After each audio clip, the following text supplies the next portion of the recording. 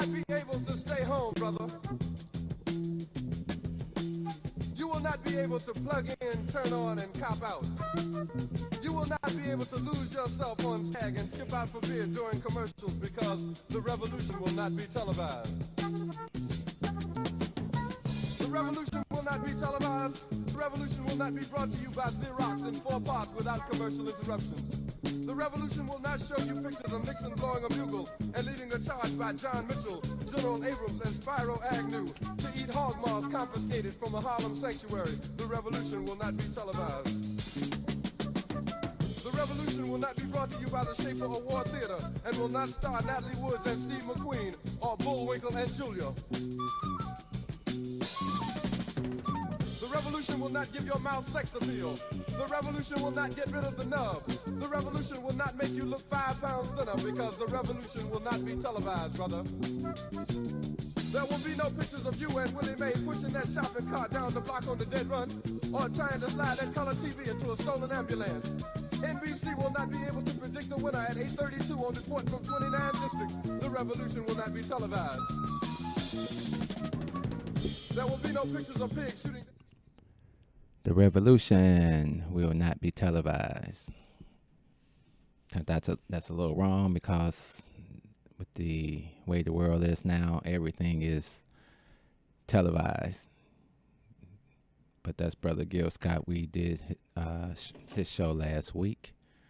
And to continue with the Fallen Icon series, we are now doing Brother Huey Newton, who was the Minister of Defense for the Black Panther Party. Chairman was Bobby Seals. After Malcolm was assassinated, Bobby Seals and Huey Newton, who had met in college, got together one October and formed the Black Panther Party. They liked a lot of what Malcolm was saying and Malcolm's philosophy, and they took that philosophy and they came up with what was called the 10-point plan. For all you people that don't know the 10-point plan, or I would be shocked that you are not familiar with Malcolm's philosophy, I will share that with you right now. My personal political philosophy, black nationalism, which means that the black man should control the politics of his own community and control the politicians who are in his own community. My personal economic philosophy is also black nationalism, which means that the black man should have a hand in controlling the economy of the so-called Negro community. He should be developing the type of knowledge that will enable him to own and operate the businesses and thereby be able to create employment for his own people, for his own kind. And the social philosophy also is black nationalism, which means that instead of the black man trying to force himself into the society of the white man, we should be trying to eliminate from our own society the ills and the defects and make ourselves likable and sociable among You say we want freedom, we want power to determine the destiny of our black community, full employment for our people. Number 3, we want housing fit, decent housing fit for shelter of human beings. Number 4, we want all black men to be exempt from military service. Number 5,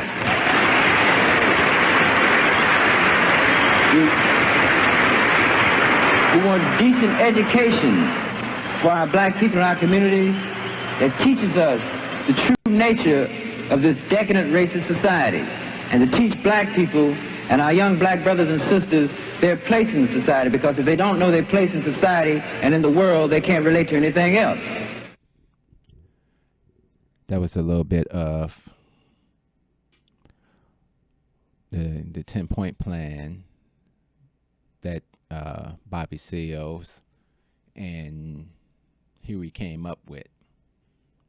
Now we got to understand that Huey and all these guys were very, very young men. Here's a little background on Huey that a lot of people may not know. He graduated high school barely able to read, but he was able to teach himself to read on a good enough level where he was able to go to a college and receive a bachelor's degree. And then he went on to receive a PhD. So he was actually Dr. Huey P. Newton. And they formed this party. It was originally called the Black Panther Party of Self-Defense. And then they brought in a few more people, and they would do these drive around the neighborhoods, and they would police the police, and they would observe what the police were doing, and they would have guns and weapons, because at this time the gun law said that you could carry these weapons. Well, I think back in 1968, 69, wait, when was it? I think it was 1968, according to my notes here. They stormed the California legislative floor with guns, and this prompted a change in the laws, because we can't have niggas running around on the street with loaded weapons, policing the police. This is what we do in America. So Malcolm's dead. Martin is killed. Robert Kennedy's killed. What's that? Yeah, Kennedy's killed. And you got this party, this Black Panther Party, and they're led by this young, charismatic young man who is spouting a lot of the communist stuff, and that's what prompted an issue with the FBI, where now we really have to look at you. We have to put you on our page, and Hoover decides that these people are the biggest threat to America at this time, to American security. I tell everybody all the time, you can go to the FBI page. They talk about the COINTELPRO. They talk about pretty much whoever they had under surveillance, and they release the documentation. So there's a lot of documentation out there. Feel free to go download it, read it. You will be amazed at what your government set out to do to black leadership. And every time black leadership tried to raise up, they would find a way to knock it down. So you had these young men and these young women, and they would go out, and others in the community would see them. Wow, they got these black jackets on. They're standing up to the police. They're not scared. They're not scared because now they've got numbers. So now, yeah, they do become a threat when the social scene is changed, and it's not about letting bad landlords continue to be bad landlords. It's not about letting kids starve. It's about uplifting your community and speaking up for yourself. Kind of the same things that Malcolm was saying, that we need to take responsibility for our own neighborhoods. Of course, they were saying we need jobs. We don't want the pigs all on our backs, cracking our heads for no reason. And just when the party started, that's when everything else started. That's the criminal activity or the criminalization of the Black Panther Party. Huey was arrested in '67 for an altercation between two police officers. One of the officers died. Huey wound up going to jail. There was a whole Free Huey campaign, and he was eventually acquitted and let out on this charge, because it was probably like he said, the pigs came down on him, and he was basically defending himself. But while he was in jail, supposedly the government was doing testing. There was a program, I wrote it down today because I really had to look it up. It was called the CIA Psychological Project. And supposedly, according to Huey, they were experimenting with him with different drugs and things of that way. It was to change his personality. So when he got out, he wasn't the same Huey. He was a little paranoid. He wanted to have full control of the Black Panther Party, but while he was in, they had to set up certain structures for it to exist. And there was other leadership in place in different places: New York, North Carolina, California, all over. There was different leadership, and a lot of people were saying that Huey was becoming real paranoid, and they wasn't sure if it was because of the drug thing that had been introduced to him. But he was different. And then there were infiltrators in the party, because there was no real criteria for who can join the party. You show up at the office and say, "Power to the people. I want to be in this. I want to be a part of this." They're accepting you as a brother or sister, right off, unless you were a known snitch or something like that. But it was given that there were people around that were undercover. I mean, it was the same with Malcolm. One of the people that was a bodyguard for Malcolm, I think that was Glenn Robinson. I hate to accept my name, but he was supposed to be there protecting Malcolm that day when he got killed. He wound up in the Black Panther Party, working undercover. Him and other people. There were 3 well-known ones when they did the Panther 21, when the government decided, there's a conspiracy going on to overthrow the government. It was nothing that the government would stop from doing. They were. It was a point in time where Huey and the Black Panthers were reaching out to the Black Keystone Nation and other organizations throughout the country, trying to connect these bodies up. And that's when they became a national security. I mean, I don't understand how they were a threat to society when they started the free lunch program. They started the sickle cell testing program. They rented a couple of ambulances so people could be taken to the hospital when the service wouldn't come and service their area. They provided a bus service for people who needed to go see their loved ones in prison. So all this stuff they're doing and instituting, whether it was in your face, a lot of people say, well, they didn't like it because Malcolm was in our face. We didn't like it because he was in our face telling the truth. We don't like it when you guys are in our face telling the truth. That's the insanity of it all. But your government will tell you that these people were criminals and everything. Yeah, they did get in a shootout with police because the police came and raided them for no reason. Or like they said, they didn't really need a reason. We said you did this. We're going to come in and we're going to do what we do. They killed Fred Hampton December 4th, 1969, while the man was sleeping in his bed. They told all types of lies then, but you can see the pictures. Look up the pictures of them bringing his body out with the smiles on their face. Nobody got punished for that. So it became a cycle of freedom fighting, and all these people came along at a time when there was a gap. So Malcolm is killed. If Malcolm's not killed, maybe the party doesn't even ever start. But Malcolm is killed. So the party is started.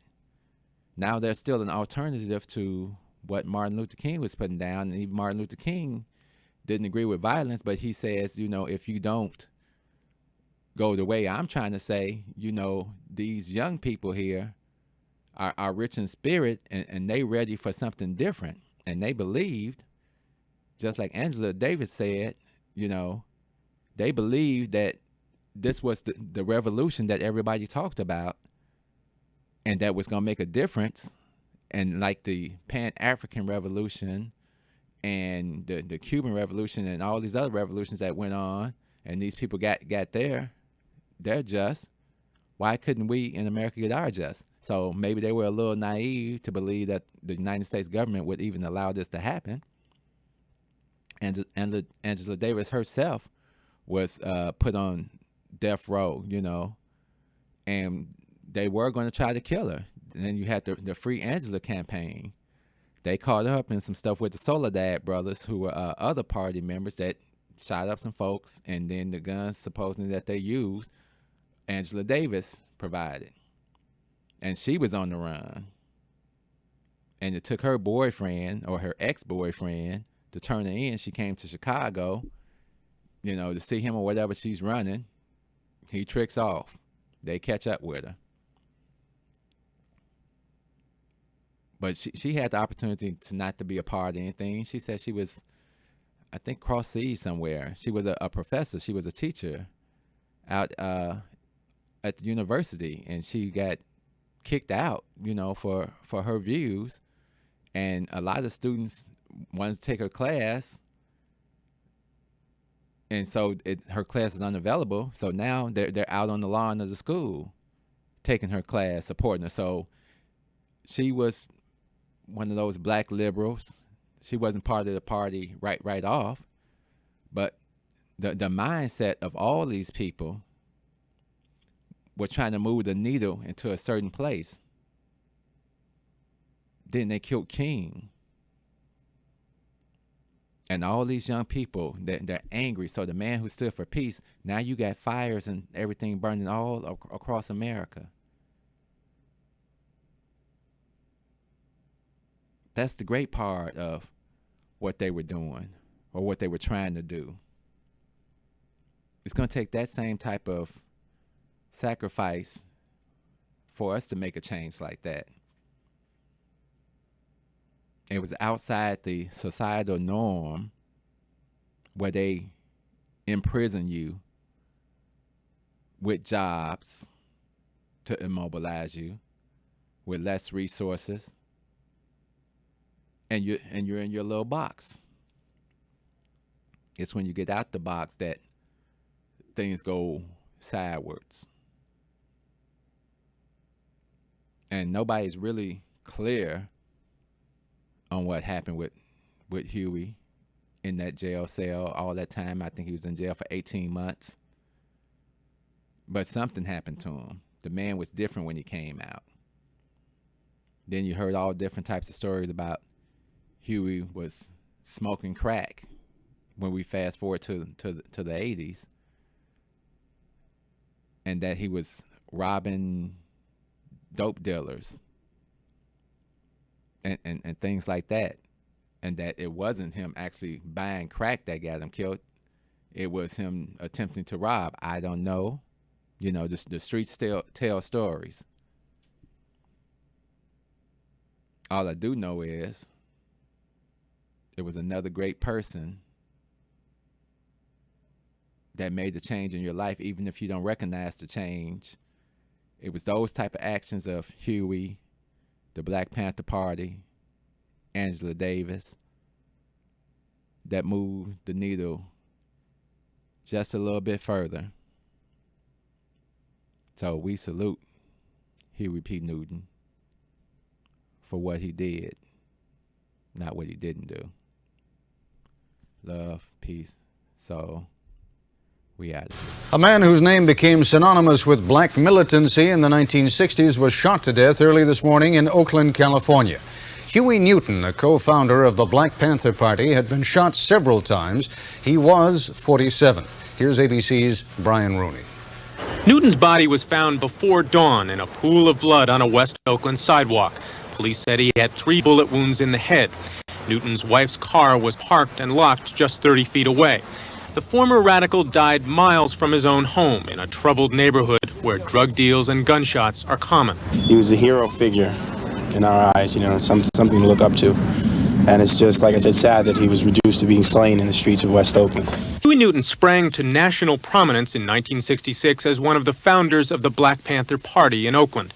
Openly and legally armed with rifles and shotguns, Panthers followed Oakland police officers on patrol to enforce fair treatment of black people on the city streets.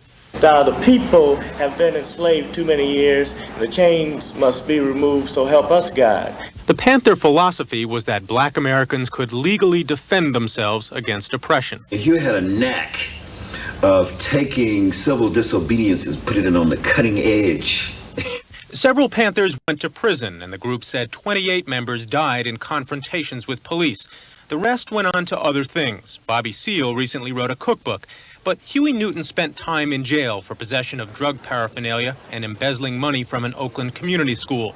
The man who once brought food to children stole from them. Police haven't said who killed Huey Newton or why. Brian Rooney, ABC News, San Francisco.